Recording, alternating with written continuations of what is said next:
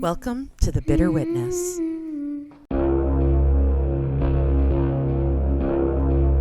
Don't be scared. Hello. Welcome back. I hope you've had a good week. Well, a good couple of weeks. It's been a while since an episode, 2 weeks to be exact. But as you know, the show that I'm directing is about to open, so as I'm sure you can imagine, chaotic couldn't even begin to describe the last 2 weeks of my life. But as of today, we open tomorrow, and I, as a director, am done. The show is done. The set is done. The lighting, the sound, the blocking, the costumes, all of it is done. Whew. And it is wonderful. I'm extremely proud of this production. I've put my heart into every aspect of it. It's all fabulous, and everybody inside this production has put their heart and soul and stretched their boundaries of comfort just to make this a stellar production. Now, as the director, I can sit back and watch the run and enjoy hearing all the laughter from the audience. If you ever thought about trying out for a show at a community theater, do it. You will never regret it. Community theater is a magical experience, and it's addicting. Once you start, you will never stop. I swear. Well, that's about it from my little corner of Ontario. I am absolutely exhausted, but happy exhausted, you know? The dogs are sleeping behind me, so puppy ASMR will be brought to you by both Miley and Piper today. You know, my bestie Vanessa told me that she's never heard the dogs snoring on any of the episodes. But they are like chainsaws in my living room. I think it's that really low hum that is a constant throughout the episodes. So grab a cup of tea, sit back and relax while I tell you about the murder of Tara Munsey.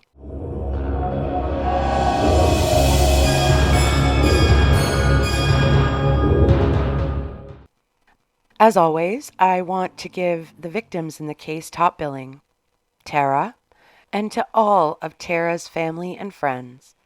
I acknowledge you, and I send my love to you wherever you may be. There is a group of predators that is rarely seriously discussed, and our case today is a tragic example of this. This group of predators preys on teens who are seeking their independence. They technically aren't a pedophile because their victims aren't prepubescent, but they prey on children nonetheless. These are those who groom teens and then attempt to sexually exploit or assault them, and in some cases, such as the case of 16-year-old Tara Munsey, murder them when they are not successful in obtaining sexual satisfaction. The grooming process employed by these predators is both insidious and highly strategic, allowing them to manipulate their victims into dependent relationships. They often begin their interactions with kindness and attention, slowly building trust and rapport until the teen feels comfortable and valued. This mental and emotional manipulation can make it challenging for adolescents to recognize the threats they face until it is too late. By the time they understand the dangers, many may find themselves ensnared in a web of exploitation that is difficult to escape. Awareness and education are essential in combating this issue, as countless teens remain oblivious to the potential risks that lurk in their seemingly innocent social interactions.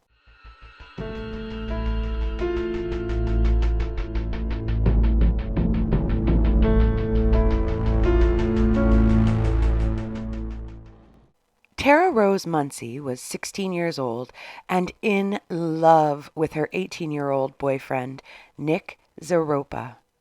And like many teen girls, she thought that the two would be married and their love would last forever.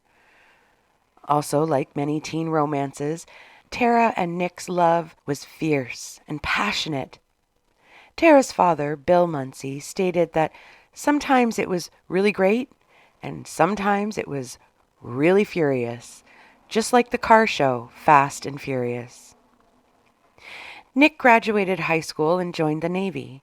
He was stationed at the Great Lakes Naval Base in Illinois. Tara still had one more year of school, so she stayed behind in Virginia to finish her final year. And the plan was that she would join Nick in Illinois once she was done, and they could then start their life together. That year, Tara talked about Nick constantly. She talked about the couple's plan to get married.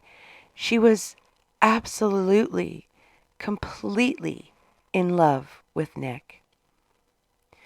On the night of January 25th, 2000, Tara was supposed to meet her father Bill at a basketball game after her shift at a local Taco Bell, but she never showed up. Then, when she never returned home that night, Bill stated that it wasn't like Tara to do something like that. She would always call in or check in, so Bill and his wife called the local sheriff's office to report their daughter missing. And just like in so many of our stories, police considered the call to be routine. And just another teen who has found a party to attend and didn't want to tell their parents about it, or most likely was somewhere with their boyfriend in a car making out. They really weren't going to waste a lot of resources on it because typically any missing person turns up within 24 hours. And I will save you all the rant, but you know how much this attitude of the police pisses me off. This was in 2000. They should have known better. I'm saving you the rant. Tara was last seen leaving her work, the Taco Bell, at 7:30 p.m. and walking to her car carrying a container of food. Tara's car was found in the parking lot of her work. It was unlocked, and Tara's work hat and the container of food were both sitting on the driver's seat inside the car.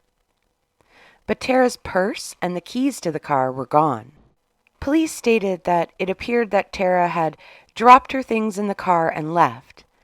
But it was January in Virginia. It was freezing outside. Tara's parents knew that something wasn't right by the next morning when Tara still wasn't home. Rumors started to circulate that Tara had run off to be with Nick in Illinois, but her dad Bill stated that one time Tara had decided she was going to run away, and she was gone for an hour and came back home. She wasn't the kind of teen that would take off and not tell her parents where she was. She would have said goodbye if that was the case. Okay, but wouldn't she have just driven to Illinois? In her car? Doesn't that make more sense than walking from Virginia to Illinois in January? Have you ever been in Illinois in January? It's fucking cold. This girl is not walking there in a Taco Bell uniform. I guarantee it. Come on, police. The police looked into the possibility that Tara had maybe taken a train or a bus or even a plane to Illinois, but there were no records of her buying a ticket, and if she did and they missed it, wouldn't she have driven her car to the airport or bus station? Would she have really walked from work in her uniform to wherever to get these different modes of transportation? It honestly feels like the police just want to make her a runaway so it's easier for them. God. And another thing, if she was going to see her boyfriend, she wouldn't be wearing a Taco Bell uniform after not seeing him for a couple months. That girl would be dressed to the tits. Just saying. The police reached out to Nick in Illinois and asked if Tara was there with him. Nick told the police that he hadn't seen her and that Tara hadn't called him. Police then spoke with Nick's commanding officer, and that officer confirmed that Nick had been on the base the entire time. So it doesn't sound like Nick made a midnight run from Illinois to Virginia to grab Tara. Maybe we should look at something else. Police started interviewing Tara's friends and coworkers, and according to her coworkers, Tara had gotten into a fight with two young men while she was working the drive-thru the night she went missing. Police decided to take a look at the videotape and see who these two young asshats were that started giving Tara a hard time in the drive-thru. But the restaurant didn't have any video cameras. Are you fucking kidding me? Guys, if your place of employment doesn't have video cameras, get out of there. That means they don't give enough shits about you to even put the money out, which is a deduction, by the way, for video cameras to keep you safe, or if something were to, God forbid, happen to you, to leave a trail or evidence of what happened. Taco Bell, do better. And by the way, if you want to sponsor me, I love Taco Bell. There also wasn't any video footage of Tara walking to her car, so the police had absolutely nothing to go on. But isn't that terrifying? This happened in the year 2000. Not the 60s, 70s, or 80s where video cameras were ridiculously expensive.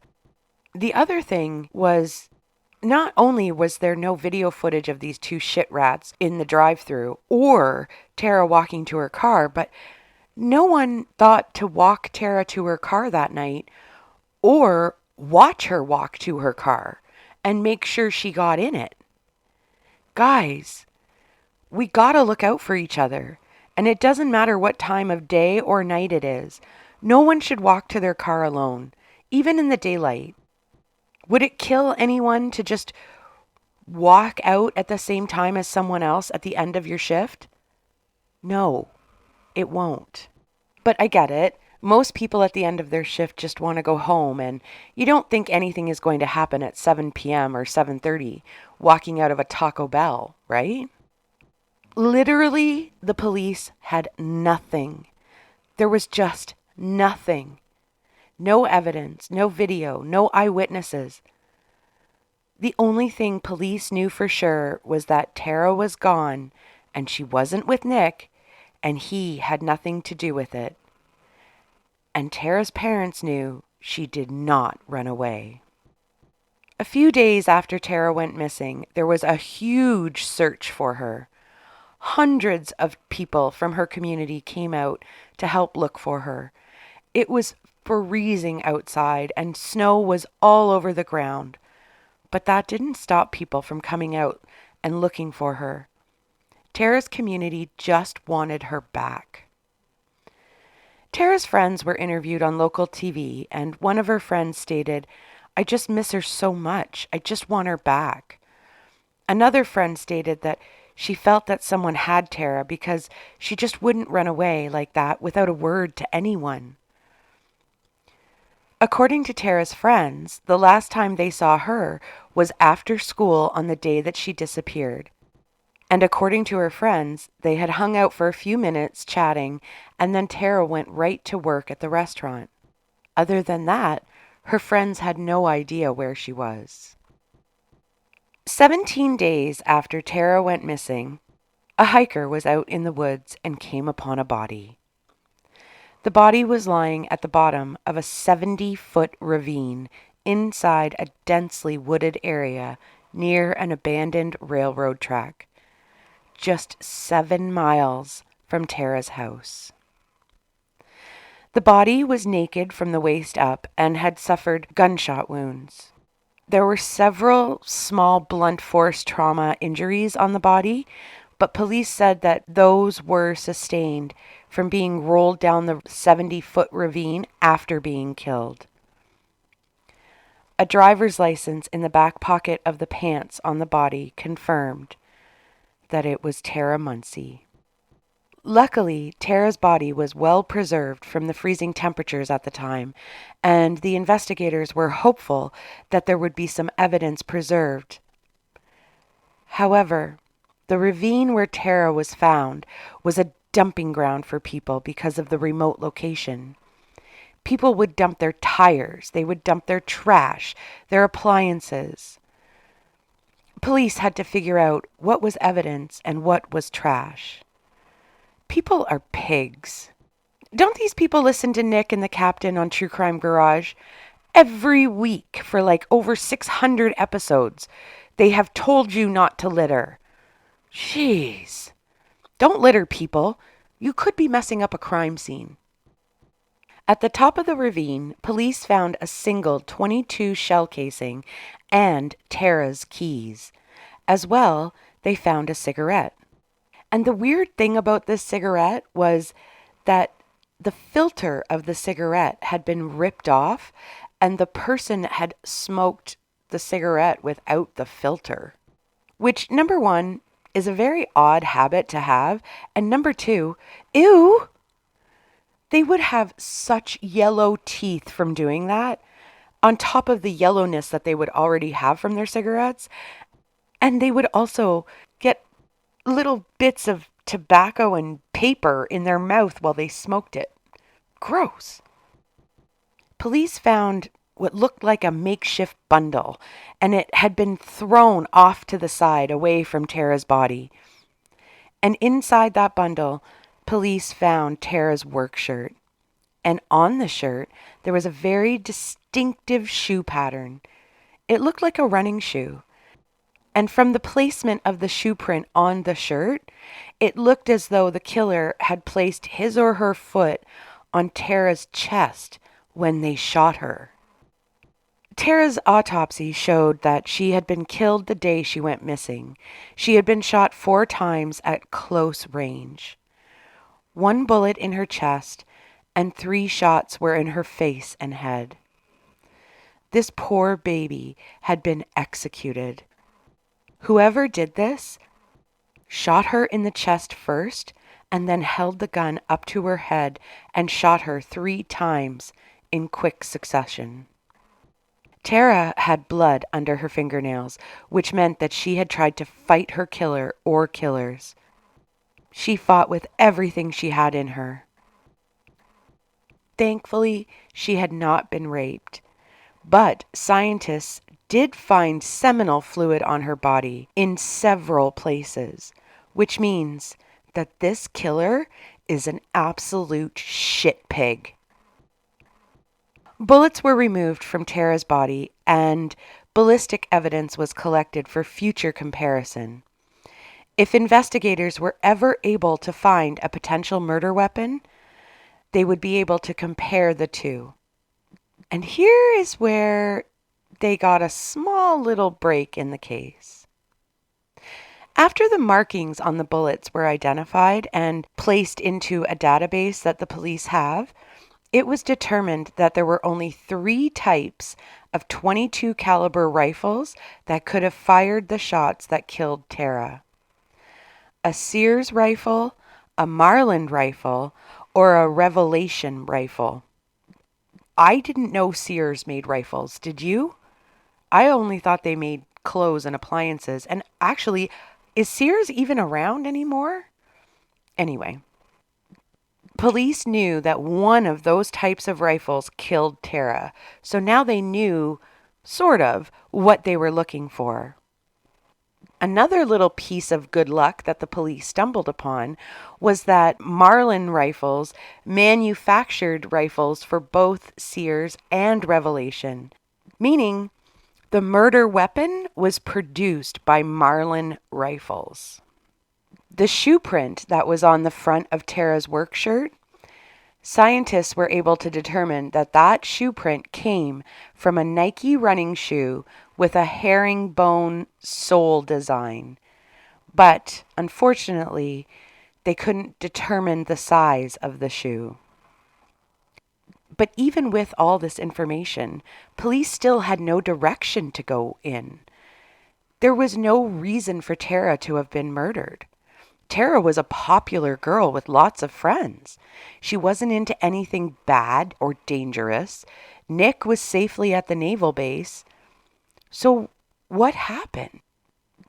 And then a few weeks go by and Tara's friends went to the police and told them exactly what happened on the last day that they saw Tara alive.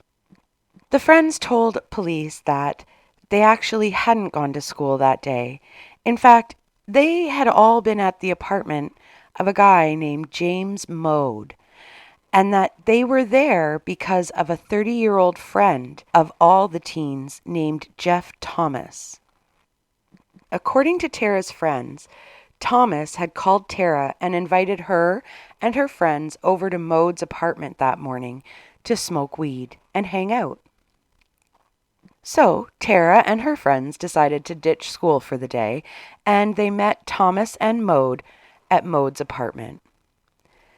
For the entire day, the friends were all hanging around, smoking weed, just chilling. And then at 2:30, Tara left the apartment to head to work. Okay, number one, what the fuck is a 30-year-old man doing smoking up with 16-year-olds? I couldn't find in the court records how old this Mode shit rat was, but I'm going to make the assumption that he was older than the teens since he had his own apartment. Are you that much of a loser that as a 30-year-old man, you need the admiration of 16-year-old girls? Do you know what we call people like you, Jeff Thomas? Predators, pedophiles, and a shit pig. Of course, this shit rat, Jeff Thomas, didn't have a job and stayed in the basement of his girlfriend's house. Apparently, Tara had babysat Jeff Thomas's 6-year-old daughter in the past. So he just spends his day in his girlfriend's basement and then heads over to the high school when school's out for the day to get high with his teenage friends. Nope, that's fucking creepy no matter which way you look at it. And of course, this shit snake Thomas had a record. 8 years before Tara had been murdered, he had attacked a neighbor with a baseball bat and been sentenced to 2 years in prison. So he's a violent predator shit rat. Great. Police brought Thomas in for questioning, and of course, he denied knowing anything about Tara's murder. He told the police he had an alibi for that night. He also told the police that he didn't own a .22 caliber rifle, but that one of his friends, 32-year-old Kevin Williams, owned one. While Thomas was in the interrogation room with detectives, guess what this moron does? Pulled out a smoke, tore off the filter, and lit up. Police headed over to Kevin Williams' house looking for the rifle and wanting to question Williams, but when police got there, Williams told them that he did in fact own a .22 caliber rifle, but he had left that rifle in the possession of Jeff Thomas, and Thomas had never brought the rifle back. Williams also told police that he really only used the rifle for target practice out in his backyard.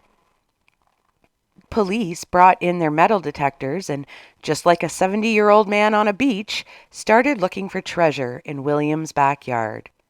See, if they could find a casing in the ground or in a tree that wasn't ripped apart, they might be able to compare the markings on that casing with the marking on the casing that was found at Tara's crime scene. Luckily, the police were able to locate 2 casings under Williams' porch. When forensic scientists compared the 2 casings, they were a match. This meant that the weapon that killed Tara had been fired off of the porch of Kevin Williams at some point. So now we have 2 shit snakes that look good for Tara's killer. Several weeks after police had located those casings at Williams' house, a woman named Barbara Hilton was driving through town and ran a stop sign. And unlike every single time I see anyone run a stop sign while I'm driving, there happened to be a cop right there who pulled her over. While the officer was writing out her ticket, Barbara told the officer that she knew Jeff Thomas and he had been staying at her house at the time of Tara's murder. She told the police officer that on the morning after Tara's murder, around 6:30 a.m., Thomas came to her home and woke her up. Barbara stated that Thomas was nervous and asked her not to tell anyone he was there. So the police officer immediately took Barbara down to the station and put her in an interrogation room with the detectives. See, Barbara was terrified of Jeff Thomas, and she knew that the only way she was going to be able to get to the police was to do something like run a stop sign, and I think Babs here did that on purpose. Barbara testified that Jeff Thomas told her that he had just fucked up and that he wished he had done it in a different way, that he didn't mean to do it. Barbara said that he was covered in mud and had about 4 really deep scratches on the side of his face. Barbara said she asked Jeff what he was talking about, and Thomas told her he had met Tara at her job and they went down the road to party a little bit, and he assumed she wanted sex. She wouldn't have sex with me and it made me mad, Thomas said. He told her that they had gotten into an argument near a deserted spot that had a ditch. During the argument, Tara pushed Thomas and he pushed her and she fell down. According to Barbara, Thomas said that Tara was on her hands and knees when he grabbed the gun from his side and killed Tara execution style by shooting her 3 times in the head. Thomas then told Barbara that he threw the gun into some water. Police immediately believed what Barbara was telling them because they had never released the number of gunshot wounds that Tara had suffered. And so the fact that Barbara was sitting inside the police station telling the police the exact same information that they held back pretty much solidified it that Jeff Thomas, aka Shit Pig, had murdered Tara. With Barbara's statement to the police, they were able to get a warrant to search Thomas's car. And what do you think they find in the trunk of his car? A pair of sneakers with a herringbone tread pattern, and those sneakers matched the prints that they found on Tara's shirt. But shoe print evidence isn't enough to convict. Then they also found 3 strands of blonde hair with the roots attached, which means those hairs were ripped out of the person's head really hard, and there was a damn good chance that there was DNA in those roots. Once the DNA came back on the hair, it showed that those hairs were from Tara. But still, having Tara's hair in his trunk along with those running shoes doesn't prove that he killed her. So they took a sample of Thomas the Shit Pig's DNA, and guess what? It matched the seminal fluids they found all over Tara's body, and it also matched the DNA that they found on the cigarette at the crime scene. Can you say gotcha, fucker? Apparently, police think that Thomas was sitting outside Tara's work when she got off work, and he invited Tara to go and smoke some weed. And because Tara knew Thomas and had been smoking with him earlier that day, she felt no danger jumping into his car and heading out to find a spot to have a joint. But once there, the shit snake tried to have sex with Tara, and she refused. Thomas then attacked her to take what he wanted, and that was when Tara's shirt got torn. Tara fought back hard. In fact, she left 4 huge scratches on his face in the fight. Thomas then punched Tara and dragged her out of the car, where he shot her once in the chest. He then put his foot on her chest and shot her 3 times in the head. And at some point, and I think it was after he killed her, Thomas pleasured himself. Then he rolled Tara's body down the ravine, smoked a cigarette, dropped the butt, and threw the rifle out the car window on his way home. Police were never able to find the rifle, but they didn't need it. They had enough DNA evidence to put this shit pig away.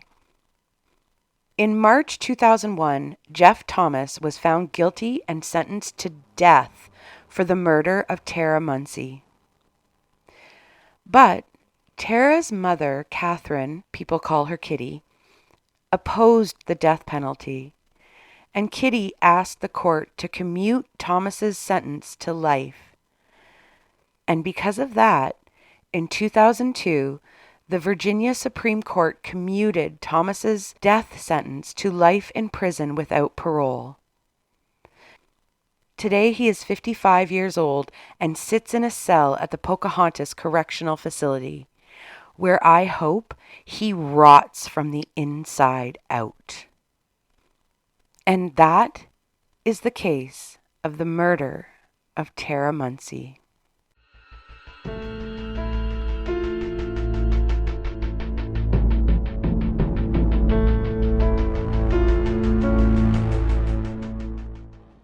My thoughts. Tara was a beautiful, popular teen. She was just beginning her journey to adulthood. She had gained independence in a few areas of her life: a job, a car, a boyfriend.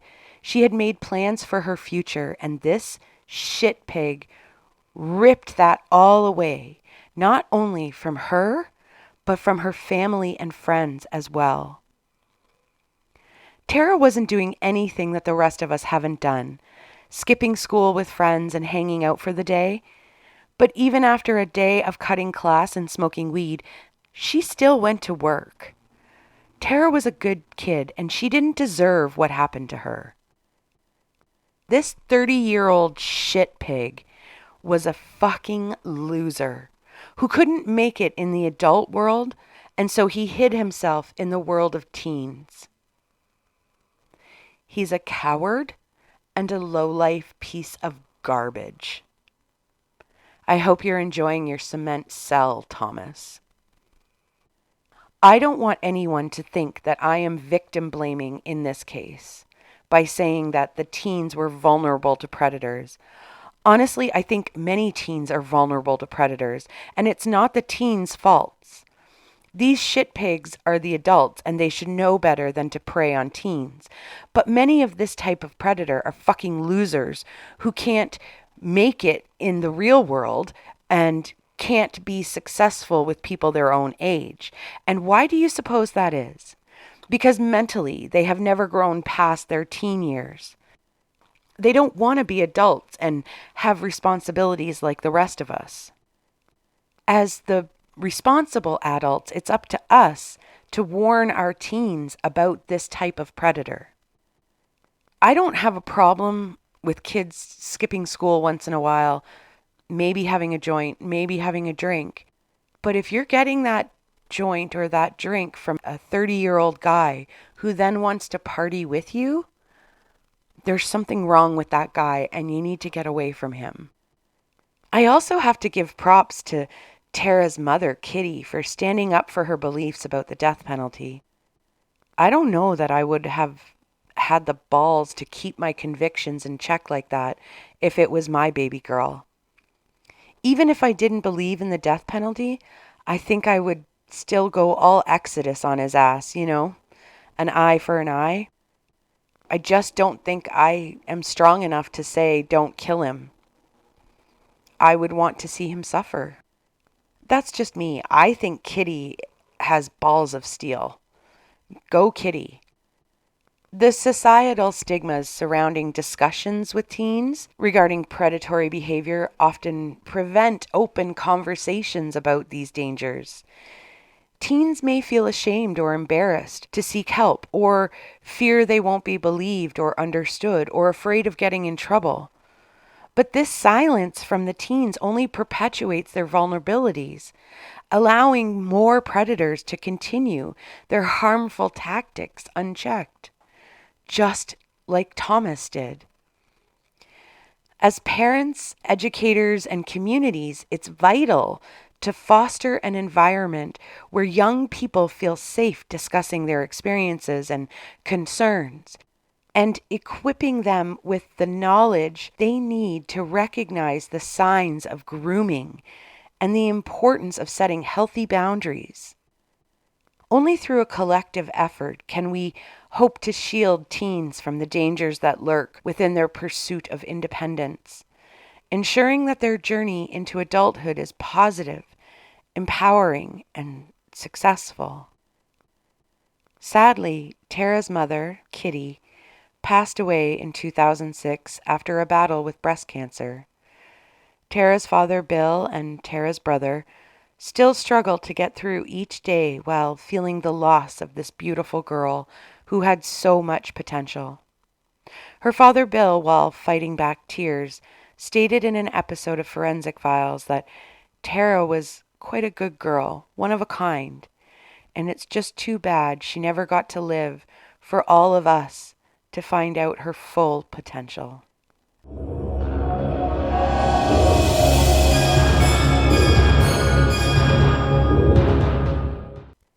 Well, that was an awful case.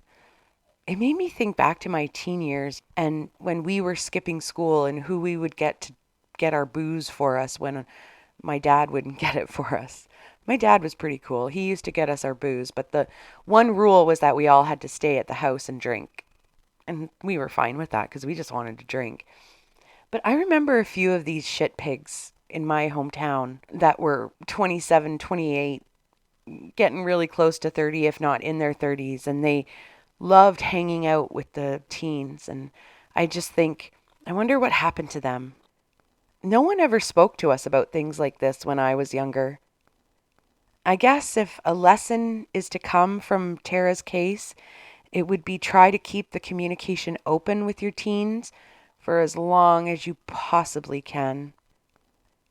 And with that, I think we'll leave it there for this week.